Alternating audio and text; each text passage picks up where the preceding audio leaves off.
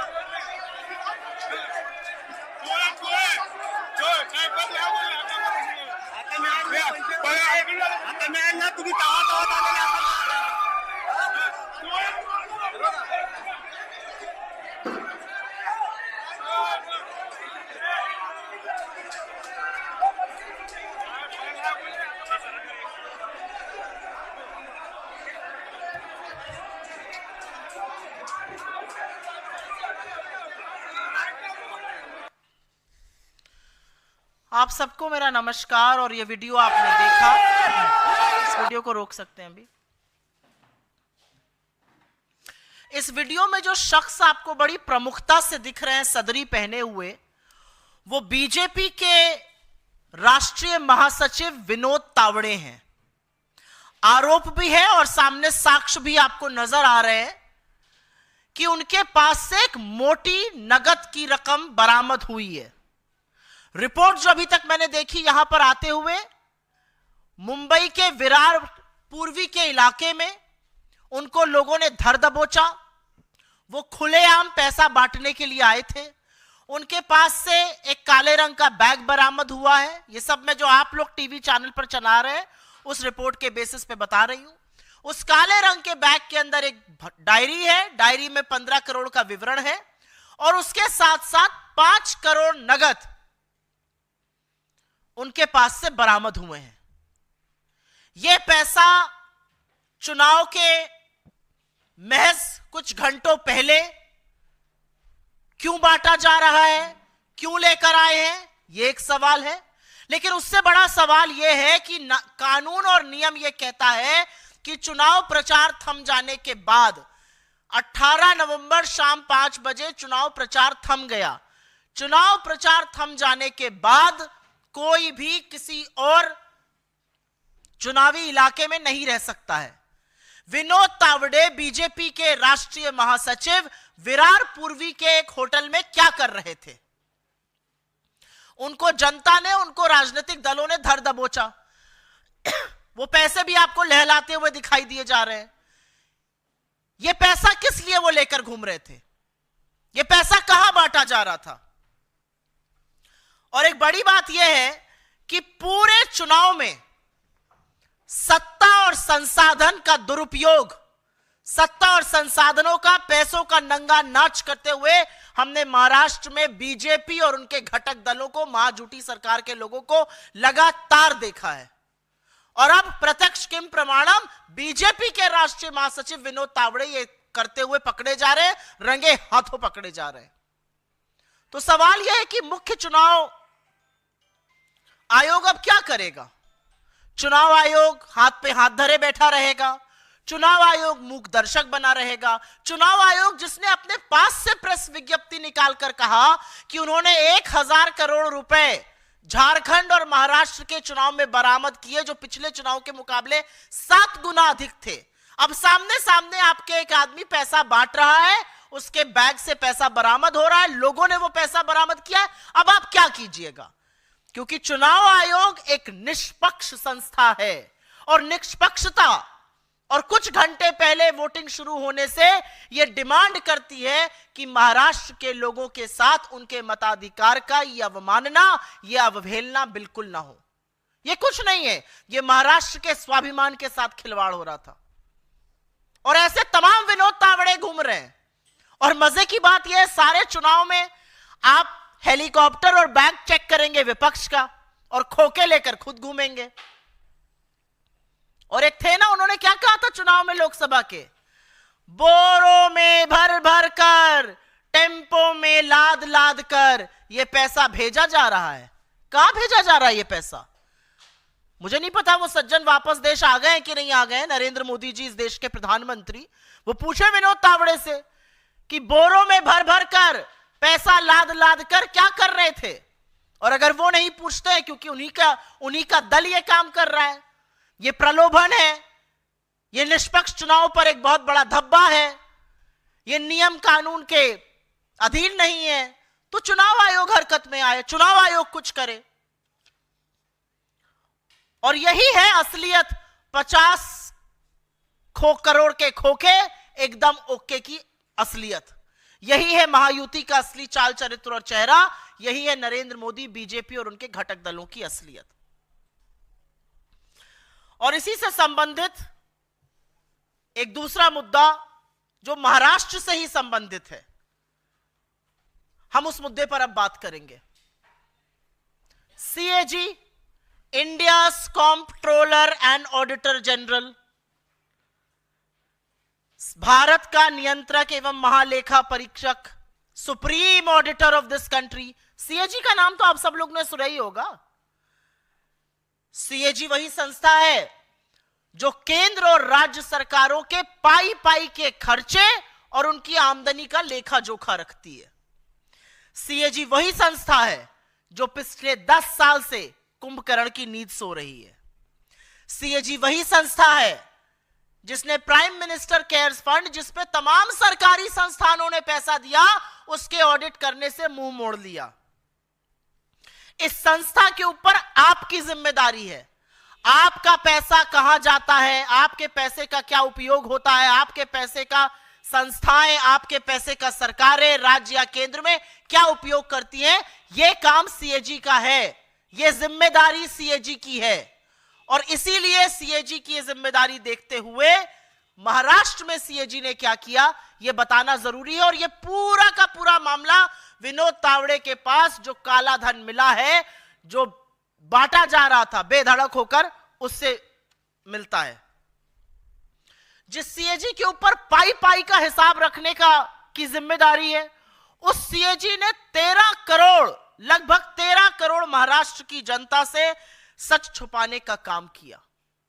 उस सीएजी ने महाराष्ट्र की जनता से यह अधिकार छीन लिया कि उनको पता रहे कि उनके किस प्रोजेक्ट में कितना पैसा आ रहा है, कितना खर्चा हो रहा है, कैसे आगे का काम बन रहा है, कितना ऊपरी खर्चा हो रहा है, कौन पैसा बना रहा है, कितने घोटाले हो रहे हैं, क्या घपले हो रहे हैं, प्रोजेक्ट्स में हेरा फेरी हुई कि नहीं। यह अधिकार महाराष्ट्र की जनता को जानने का था और इस अधिकार को, इस हक को छीनने का, सच पर पर्दा डालने का काम सीएजी ने किया। वो संस्था जो 10 साल से कुंभकर्ण की नींद सो रही है, वो संस्था जो अब सरकार के कहने पर बैठती है और जब सरकार कहती है तो लौट जाती है। महाराष्ट्र को सच्चाई से वंचित रखने के लिए सीएजी ने क्या किया? आपको मेरे पीछे एक दस्तावेज नजर आ रहा है। यह दस्तावेज 9 अक्टूबर 2023 का है, लगभग 1 साल पहले का। 9 अक्टूबर 2023 को सीएजी के मुख्यालय ने, दिल्ली से सीएजी के मुख्यालय से आदेश हुआ और महाराष्ट्र में 3 तरह के ऑडिट जो सीएजी करती है वो रोक दिए गए। Performance audit, state specific compliance audit SSCA और थीमैटिक ऑडिट। ये नाम इसलिए जान लीजिए क्योंकि इसके बारे में अभी थोड़ा और विस्तृत हम बात करेंगे।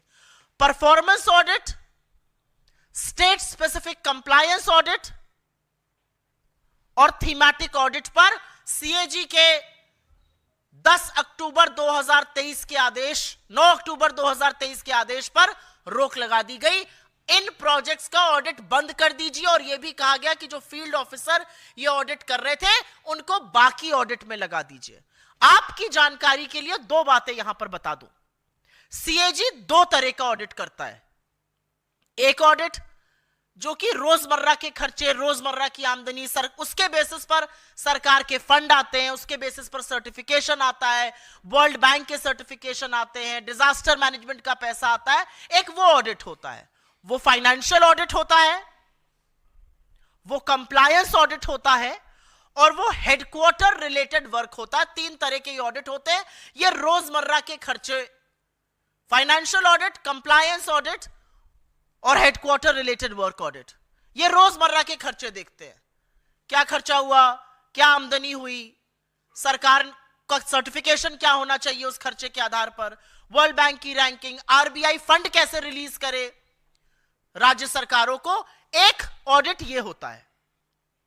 और ये ऑडिट सामान्य ऑडिट है, और ये ऑडिट कभी रोका नहीं जा सकता है, क्योंकि अगर ये रुक जाएगा तो मुख्यमंत्री या मुख्य सचिव आगे जाकर ये कह सकते हैं कि इसके कारण हमारे फंड रुक गए, इसके कारण हमारा डिजास्टर का पैसा नहीं आया, इसके कारण हमारे पास आज पैसा नहीं है तनख्वाह देने को भी। एक ये ऑडिट होता है, ये सामान्य ऑडिट है, इसमें कोई असहज सच सामने नहीं आता है, क्योंकि इसमें कुछ असहज होता भी नहीं है। लेकिन दूसरा ऑडिट जिसका मैंने अभी जिक्र किया, performance audit, state specific compliance audit और थीमेटिक ऑडिट, ये चूज किया जाता है हम किस प्रोजेक्ट का ऑडिट करेंगे, हम किस बेसिस पर इसका ऑडिट करेंगे, इनको ऑडिट करके हमें क्या पता चलेगा। और यह बड़ा ऑडिट होता है। इस ऑडिट में अनियमितताएं, इस ऑडिट में घपले, इस ऑडिट में घोटाले, इस ऑडिट में बड़े परेशान, दिक्कत करने वाले असहज सच, वो सब सामने आते हैं। असल में इस ऑडिट में सरकार की पोल खुलती है और सरकार शर्मिंदा भी होती है। तो एकदम से जब चुनाव के मुहाने पर महाराष्ट्र आया, जब 13 करोड़ जनता को फैसला करना था अगली सरकार किसकी होगी, तो ऑडिट को रोक दिया गया। यह प्रोजेक्ट स्पेसिफिक होता है और इसका चुनाव भी सीएजी बड़े तरकीब से करती है। सीएजी देखती है, यह प्रोजेक्ट आइडेंटिफिकेशन कहा जाता है। जनवरी के महीने में आसपास प्रोजेक्ट आइडेंटिफाई किया जाता है कि किस प्रोजेक्ट का हम स्पेशल ऑडिट करेंगे। वो पीडब्ल्यूडी रिलेटेड हो सकता है, वो हेल्थ रिलेटेड हो सकता है, वो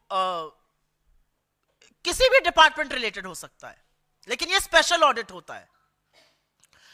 जनवरी के महीने में ये डिसाइड होता है कि किन प्रोजेक्ट्स का आइडेंटिफिकेशन होगा। उनका डिसीजन करने के बाद उस पर ऑडिट शुरू होता है। ये ऑडिट अखबार की सुर्खियों पर भी निर्धारित होता है। अखबार में कोई रिपोर्ट छपी जिसमें कुछ अनियमितताएं हैं किसी डिपार्टमेंट में, किसी प्रोजेक्ट में, किसी पुल, सेतु, किसी चीज को लेकर, उसके बेसिस पर होता है। कहीं पे फ्रॉड की कोई खबर आई, कहीं पे कोई कंप्लेन आई, उसके बेसिस पर भी सीएजी कर सकता है। लेकिन ये प्रोजेक्ट आइडेंटिफिकेशन जनवरी के महीने तक हो जाता है। और आप सब लोग जानते हैं कि सीएजी का जो ऑडिट है, सीएजी की जो रिपोर्ट है, वो एक टाइम बाउंड तरीके, एक समय अवधि में होकर तैयार होनी होती है। और सीएजी अपनी ज्यादातर रिपोर्ट 2 टाइमलाइन को ध्यान में रख के तैयार करता है। पहली, कि वित्तीय वर्ष खत्म होने से पहले रिपोर्ट बन जाए, जिससे सदन के पटल में, दिल्ली में और विधानसभाओं में उसको रखा जा सके। तो वित्तीय वर्ष के अंत मतलब मार्च के पहले। और दूसरी एक टाइमलाइन जिसका ध्यान सीएजी अमूमन रखता है, वो है बजट डिस्कशन को लेकर, बजट डिस्कशन के पहले बन जाए। तो जनवरी के आसपास प्रोजेक्ट्स आइडेंटिफाई होते हैं, 8-9 महीने, 10 महीने उस पर काम चलता है। नवंबर दिसंबर आते आते रिपोर्ट, फील्ड वर्क, उस पर सब खत्म होने लगता है। और दिसंबर के आसपास, नवंबर दिसंबर के आसपास रिपोर्ट फाइनल होकर सीएजी चीफ के पास उनके सिग्नेचर के लिए चली जाती है, क्योंकि बिना उसके वो प्रकाशित नहीं हो सकती है, बिना उसके वो सदन में रखी नहीं जा सकती है। तो जो जनवरी 2023 में प्रोजेक्ट आइडेंटिफाई हुए महाराष्ट्र में, जिनका 10 महीने ऑडिट हुआ, ऐसा क्या हुआ कि उनको अक्टूबर 2023 में लगाकर यह बोल देना पड़ा कि यह काम स्थगित करिए और इन फील्ड ऑफिसर्स को जो साधारण ऑडिट है उसमें लगा दीजिए। ऐसे कौन से प्रोजेक्ट्स थे? हमारी जानकारी के अनुसार उसमें समृद्धि प्रोजेक्ट है, उसमें पीडब्ल्यूडी से काफी रिलेटेड प्रोजेक्ट्स हैं, लेकिन हमें यह नहीं पता कि किन किन प्रोजेक्ट्स को यह ऑडिट स्टॉप किया गया। लेकिन सवाल तो यह है कि इतने लेट, 10 महीने बाद, जब रिपोर्ट बिल्कुल तैयार थी, आपने किस प्रोजेक्ट का ऑडिट और किसके कहने पर बंद किया? तो इसमें कुछ सवाल हैं, और सवाल यह है कि महाराष्ट्र में सीएजी का ऑडिट क्यों रुका? महाराष्ट्र में सीएजी का ऑडिट रोकने के पीछे क्या कारण था?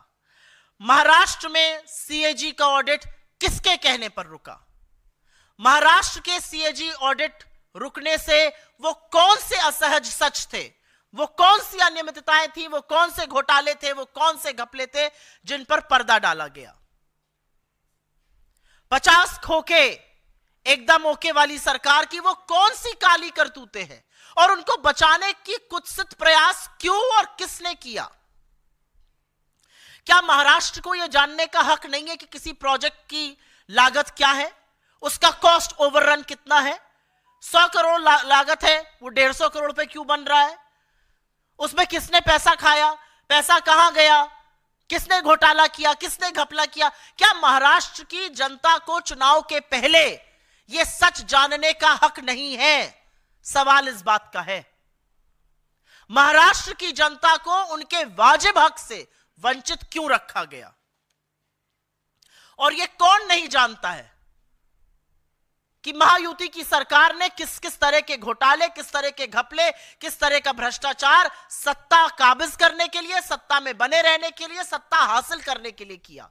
यह क्यों ना मैं इस मंच से कहूं कि यह चोरी की सरकार जो विधायकों की नीलामी, उनकी खरीद फरोख्त से बनी थी, उसमें यही सबसे पैसा लूट खसोट करके लगाया गया था।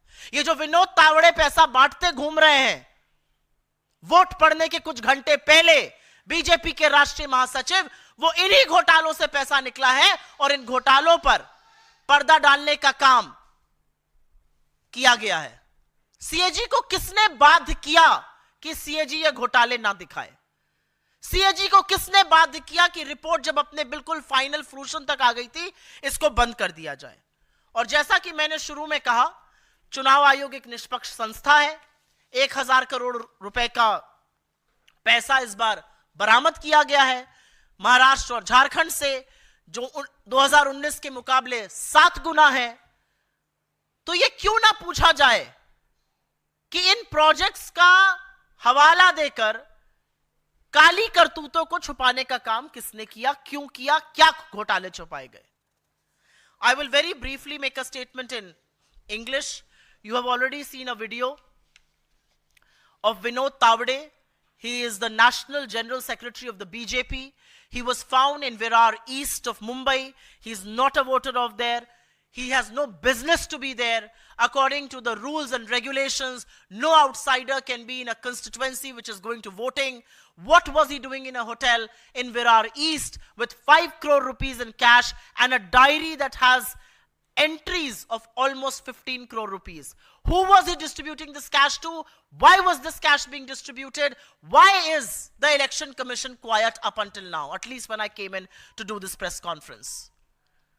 We have seen the kind of money power that has been put to abuse in the Maharashtra Assembly elections. We have seen the kind of money that has exchanged hands. We have seen how this government came into being by stealing a popular mandate, by openly horse trading and buying MLAs, and which is exactly what we are seeing in motion right now. This undermines the vote of Maharashtra, this undermines the people of Maharashtra, and Maharashtra will not take this lying down. But it all connects to what I'm going to tell you next, and that is the CAG. CAG, which is India's chief auditor, CAG that has the responsibility for auditing and making the state and the central government and enterprises accountable for every penny that they spend or they earn. And this very CAG has been quiet for the last 10 years. This very CAG seems to have gone into a slumber for the last 10 years. This very CAG has refused to even audit the Prime Minister Cares Fund, which has money that has come in from public sector enterprises. And this CAG has denied 13 crore people of Maharashtra their right to know how much money was spent on their projects, what kind of irregularities happened, what kind of scams happened, what is one supposed to do. They ensured that the people of Maharashtra will never get to know about this. at least not till before elections. Because the CAG and the document behind me will tell you in just a bit that on the 9th of October 2023, the CAG instructed Maharashtra to stop the audit that was being carried out for projects. This was performance audit, the state-specific compliance audit, and the thematic audit. Audit which is special in nature, audit which sometimes reveals very uncomfortable truth, audit which embarrasses governments for cost overruns, for money that is not accounted for scams that are unearthed. It is this audit that does that. Because the other audit, which is the financial audit, compliance audit, and the headquarter related work audit, is a simple audit which basically decides certification, which decides World Bank ranking, which decides how will RBI release how much funds to these states. And that cannot be stopped. Why was this stopped? Projects are decided in January. It takes about 9 to 10 months for field officers and audits to happen. In the month of November and October, these reports are prepared. November and December, these reports are prepared. And with the final signature of the chief auditor, it is placed and tabled in Parliament and in state legislatures.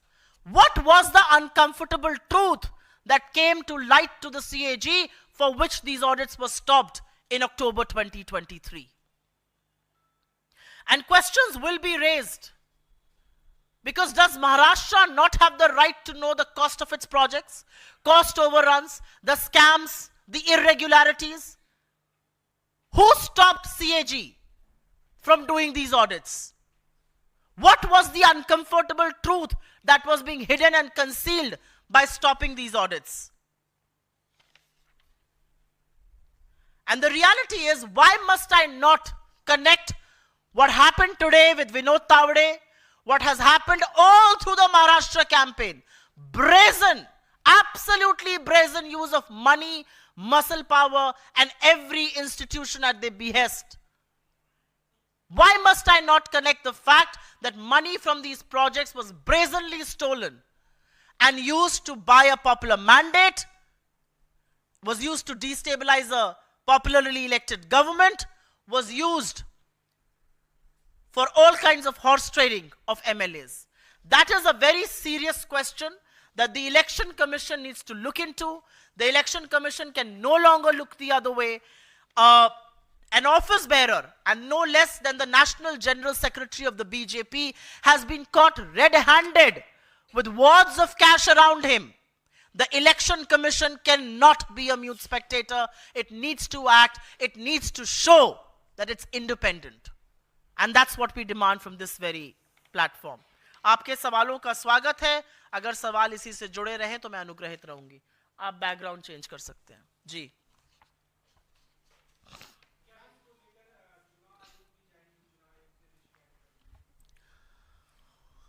हमारे महाराष्ट्र के नेता जरूर इसका जो legal कदम है वो उठाएंगे, लेकिन लोकतंत्र में सरकारें मर्यादा से और लोक लाज से चलती हैं.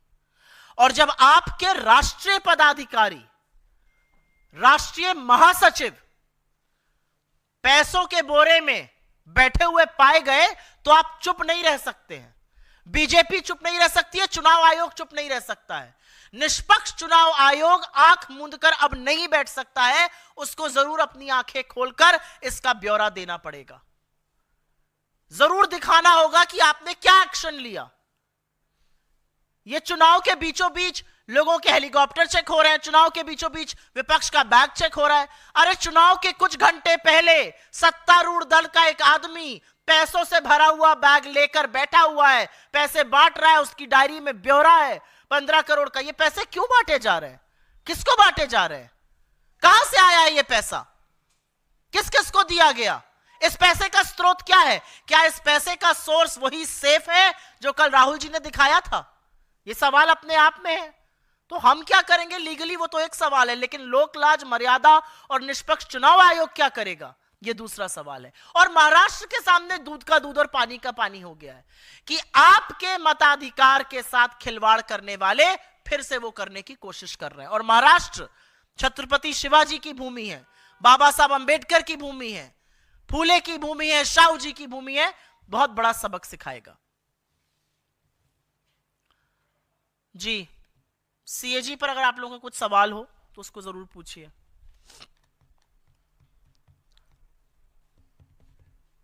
और कोई सवाल?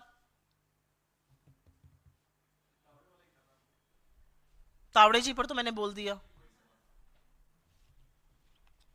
ठीक है, बहुत धन्यवाद आप लोगों का।